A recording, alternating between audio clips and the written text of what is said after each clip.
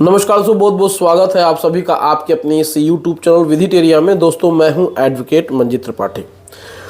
दोस्तों आज के इस वीडियो में हम लोग बात करेंगे कि पैसा नहीं होने के बाद क्या होगा। अगर आप लोगों ने भी अगर अनसिक्योर्ड लोन लिया हुआ है, यहाँ पे सिक्योर लोन की बात हम नहीं कर रहे हैं, अनसिक्योर्ड लोन में आपकी ईएमआई अभी तक तो चल रही थी और आने वाले कुछ दिनों के बाद ईएमआई आपकी डिफ़ॉल्ट होनी शुरू हो जाएगी, क्योंकि आपके पास पैसा नहीं होगा।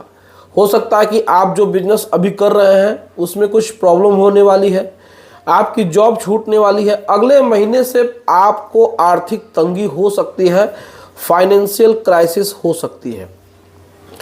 अब उसके बाद आपके मन में ये है कि भाई देखिए, रेगुलर ईएमआई जा रही है, अगर अगले महीने से ईएमआई नहीं जाएगी तो बैंक पूछेगा, बैंक कॉल करेगा, रिकवरी एजेंट भेजेगा, तो बैंक को कैसे डील करेंगे, कैसे हम समय मांगेंगे। अगर उसमें पैसा नहीं है तो हम कैसे डील करेंगे, अगर हम डील नहीं कर पाते हैं तो हमारे साथ क्या होगा। तमाम मुश्किलें आपके सामने एक प्रश्न का पहाड़ बन करके बैठ जा रहा है। ऐसे सिचुएशन में आप सोचते हैं कि हम क्या करें, किससे एडवाइस लें, क्या कुछ करें, किस तरीके से सिचुएशन को हैंडल करें। तो आज की इस वीडियो में डिटेल से आपको बताएंगे कि अगर आपका अगले महीने से डिफ़ॉल्ट होने वाला है तो आपको किस तरीके से खुद का बचाव करना है।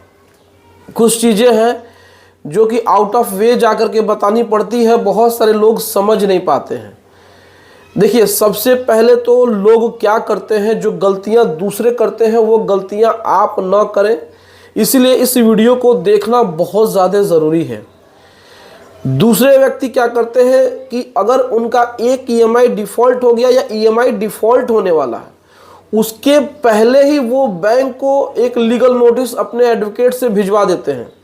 अब हम एडवोकेट्स क्या है भाई, आप हमको फीस देंगे तो हम आपके लिए एक लीगल ड्राफ्टिंग कर देंगे और हम बैंक को भेज देंगे। अब सिचुएशन आपका और बैंक के साथ क्या है, इससे हमारा क्या लेना देना। तो लोग इस तरीके की गलती कर रहे हैं कि अभी एक ईएमआई डिफ़ॉल्ट नहीं हुई और उन्होंने एडवोकेट के लेटर हेड पे लिखवा करके भिजवा दिया और वकील साहब ने उसमें अच्छा खासा लिख के भेज भी दिया। अब सिचुएशन आपके साथ प्रॉब्लम हो जाएगी, क्योंकि बैंक उस लीगल नोटिस से बाउंड नहीं है। वो तो कहेगा भाई हमने तो अभी कोई लीगल एक्शन लिया ही नहीं, तो आपके उस एडवोकेट के नोटिस का हम जवाब भी नहीं देंगे, हम बाउंड नहीं हैं। बाउंड का मतलब यह है कि हम बाध्य नहीं हैं, हम रिस्पॉन्सिबल नहीं हैं कि हम आपके एडवोकेट को जवाब दें।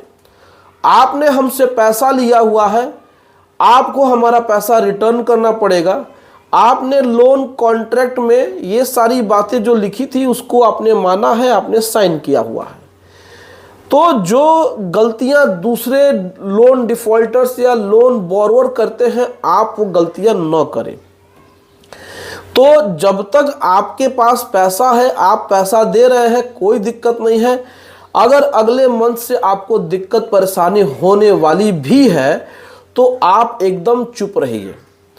अगर आपकी एक ईएमआई बाउंस हो गई है और आपके पास कॉल्स आ जाती है तो आपको क्या करना है कि उनको बातचीत करना। अगर बातचीत से वो मान जाते हैं तो आप कहिए कि सर मैं अगले मंथ में या फिर पेनाल्टी के साथ 2 मंथ की ईएमआई एक साथ दे दूंगा। आपको कदापि ये नहीं कहना है, आपको कभी भी ये नहीं कहना है कि सर मेरे पास पैसे का जुगाड़ या बंदोबस्त नहीं हो पा रहा है, इसलिए मैं ईएमआई नहीं दे रहा हूँ।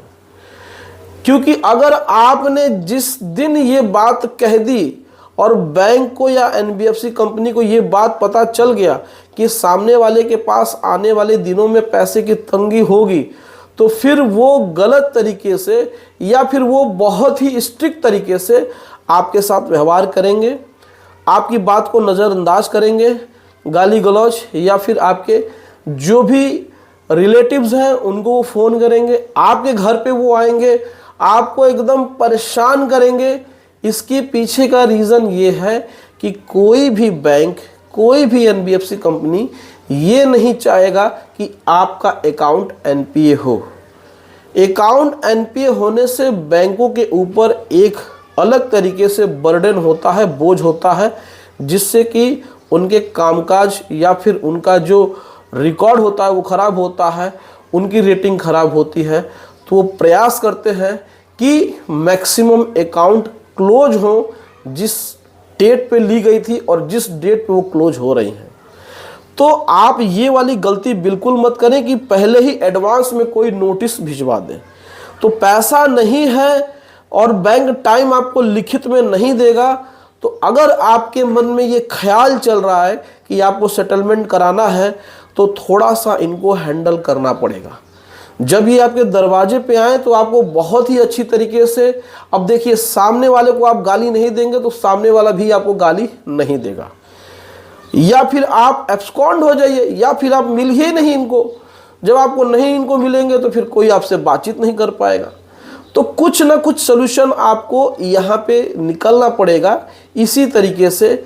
और जब आपका अकाउंट एनपीए हो जाएगा तभी आपका सेटलमेंट का रास्ता खुलेगा।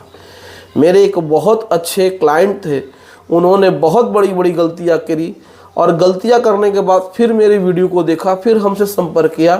देन आज वो इस लोन से जो भी परेशानी थी उससे वो छुटकारा पा चुके हैं। तो आप ऐसी गलतियां मत करिएगा। पहले आप बैंक को या फिर एनबीएफसी कंपनी को मत बताइएगा कि आप डिफ़ॉल्ट करने वाले हैं। आपके खिलाफ भले ही बहुत सारी लीगल एक्शन ले लिए जाए, चाहे वो आपके खिलाफ आर्बिट्रेशन हो जाए, ईसीएस बाउंस का केस हो जाए, कुछ भी हो जाए, कोई भी बैंक किसी भी केस को लिटिगेट ज़्यादा दिन तक नहीं करता है, लिटिगेशन ज़्यादा दिन तक नहीं चलता है। आपने अगर रिक्वेस्ट कर दिया सेटलमेंट का तो आपको सेटलमेंट मिल जाएगा। लेकिन एक बार फिर से कह रहे हैं कि सेटलमेंट हमेशा आपकी 3 ईएमआई बाउंस होने के बाद ही मिलेगी, पहले आपको नहीं मिलेगी। तो इसीलिए आप खुद से बहुत ही अच्छे नागरिक या बहुत अच्छे कस्टमर होने का एक्टिंग मत करिएगा। आप पहले से जाके उनको अपना रोना मत रोइएगा, प्रॉब्लम मत बताइएगा। बैंक किसी की नहीं सुनता है किसी तरीके से जब तक कि आपका अकाउंट एनपीए नहीं होता है। तो आप लोग ध्यान रखिएगा और जब पैसा नहीं है तो सेटलमेंट का रास्ता चुनिएगा। कोई दिक्कत परेशानी नहीं है। भविष्य में जब आपके पास पैसा होगा तो जो सेटलमेंट में आपको छूट मिल रही है उसका पैसा भर दीजिएगा, आपका सिबिल ठीक हो जाएगा और आपको फिर से लोन मिलने लगेगा। तो उम्मीद करते हैं दोस्तों ये वीडियो पसंद आई होगी। वीडियो अच्छी लगी हो तो लाइक इसे ज़रूर करिएगा, शेयर ज़रूर करिएगा और हमारे चैनल को सब्सक्राइब करके सपोर्ट ज़रूर करिएगा। चलिए मिलते हैं नेक्स्ट वीडियो में। Thank you so much. जय हिंद दोस्तों।